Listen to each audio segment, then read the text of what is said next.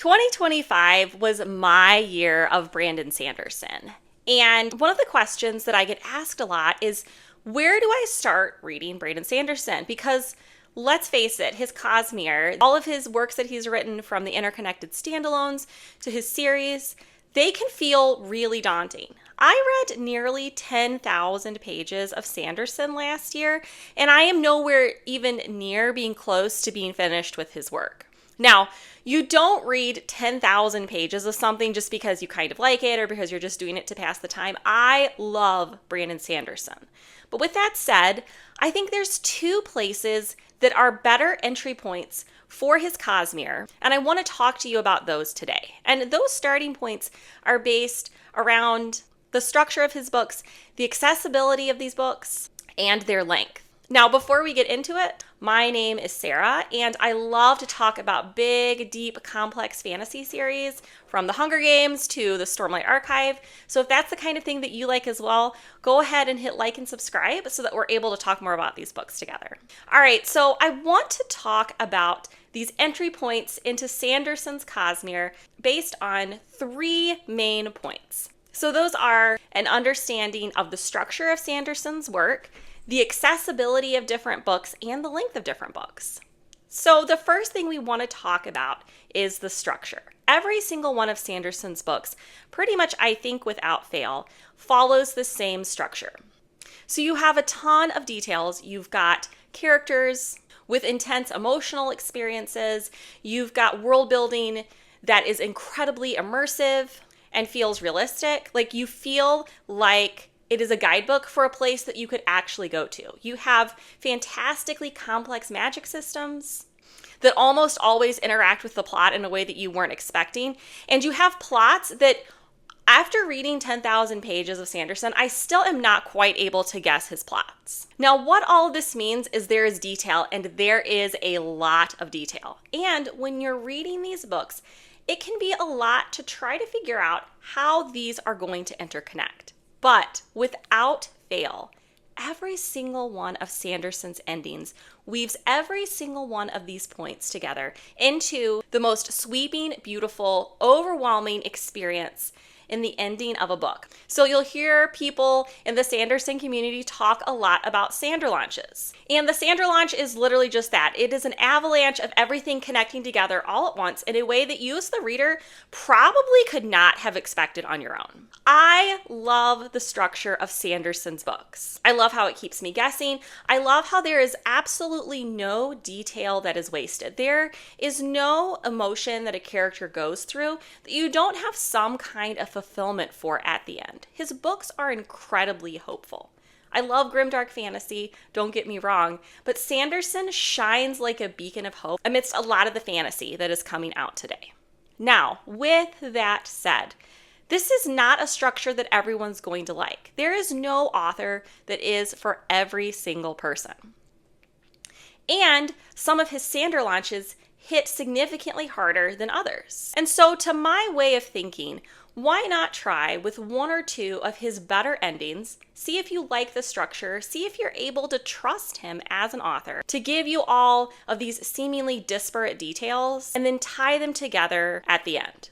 If you've read these books that I'm going to recommend to you today and they're just not really for you, it doesn't seem like something that you're interested in pursuing further, that is okay. And I think it's something that's better to know on a shorter book than before you invest in a much longer series. So that is the structure, and the two books that I'm going to recommend to you today both follow that structure in really beautiful ways. Now, the second point is accessibility. Sanderson is also known for really being a genre hopper. You're going to have romance in every single one of his books. You're going to have a sense of mystery. You're going to have very fascinating conversations about politics and about religion. But some of his books, I think, tie these genres together more seamlessly and provide the reader with this, again, very immersive experience. You really fully, truly inhabit the worlds that he builds. And when I recommend these two starting points to you, I'm going to talk a little bit about the tropes and who I think would really connect with the genres and the themes that they contain. Now, my third point is length. Sanderson is not a concise writer. None of these books that I'm going to recommend to you today are concise. And maybe you are someone who gets really excited about just picking up a 1,500-page book. You don't know anything about it. You're just going to start it, and you're excited to see where it goes. I know that for me personally, I like to kind of be able to trust the author a little bit if I'm picking up a book that long. I want to know that my reading experience, even if I have to put a little bit of work into it initially, that there's going to be a fantastic payoff. Reading should be fun. Most of us are not in school anymore. We are reading because we want to enjoy it. And again, these two starting points that I'm going to recommend to you today are incredibly fun books. So those are the three main reasons that I'm about to recommend these two starting points to you today. And once I've recommended them to you, I'm going to talk a little bit more about each of them. So what are these books? All right. So I have two different starting points for you, kind of based on what kind of reader that you are. And I do have one that I think tends to be better, but we're going to get to that at the end after I explain some of the strengths of both of these books. All right. So Warbreaker is one of my favorite Sanderson books. It's only topped by the last book in the Mistborn trilogy. Warbreaker is a book that Sanderson wrote for his wife on their honeymoon, and you can feel the joy in this book. This is a very fun book. It's still incredibly meaningful. The ending still literally had me crying, only to flip back through the pages that made me cry, then read them again so that I would cry more. This is one of my favorite Sanderson reading experiences ever. It's in a jungle setting, which I think is pretty unique for a fantasy series. I haven't read another jungle setting fantasy series before. There's a beautiful arranged marriage. You have a mystery, and for those of us who like to get a little more philosophical as well, you also have really interesting political and religious discourse in this book. And yes, they all tie together beautifully in the end that had me crying. As far as the length of this book is just under 700 pages long, which is short for a Sanderson book. And I do really think that after you read this book, if you are not entranced by the structure of his stories, if the characters are not compelling to you, if the way that he talks about deeper, more intense themes is not maybe something that you're really into, it may be that Sanderson is not an author that you want to pursue. But with that said, I think you will still be really, really glad that you read this book. So if you tend to be someone who connects more to characters, if you are a romance reader, if you like your books to have some smatterings of philosophy and religion, I'd recommend this book right here to you as the start of your Brandon Sanderson journey. Now, this series right here is the one that I started with. And I kind of wish I had started with Warbreaker. And that is because there's only one drawback to this series right here. And that is that you don't get the super compelling, overwhelming, beautiful, life-changing, mind-altering Sander launch until the very end of the series. You have compelling characters, some really interesting political discourse.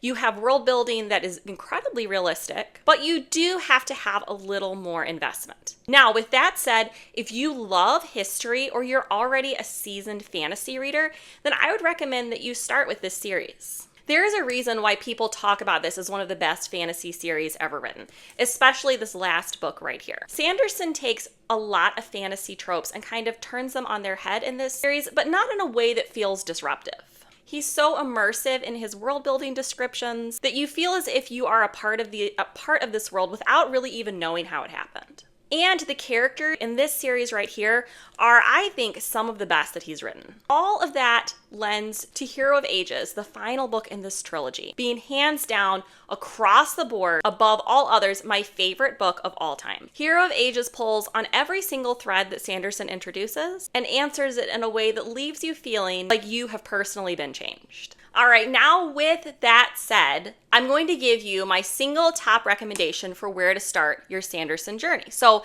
am I going to recommend that you start with a very classic fantasy trilogy, or am I going to recommend that you start with this standalone? And I'm going to recommend that you start with the standalone. Now, I have a couple very specific reasons for that, and those mostly have to do with length. About midway through the Mistborn trilogy, I started to get a little bit antsy, and I was very concerned that all of the effort that I had invested into this trilogy would not have a payoff. I'm so glad that I pushed through because it 1000% more than did.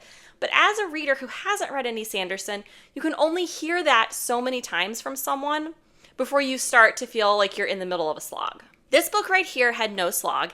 It has a plot twist that was absolutely insane. And not only was the plot twist insane, I have not yet talked to anybody who managed to catch the plot twist. It's wild. And this book is pretty much nonstop action. You have a mystery element intertwined throughout. Like I said, you have a really beautiful love story, and the ending is fantastic. That's not to say that I don't think that the Mistborn trilogy isn't a good place to start.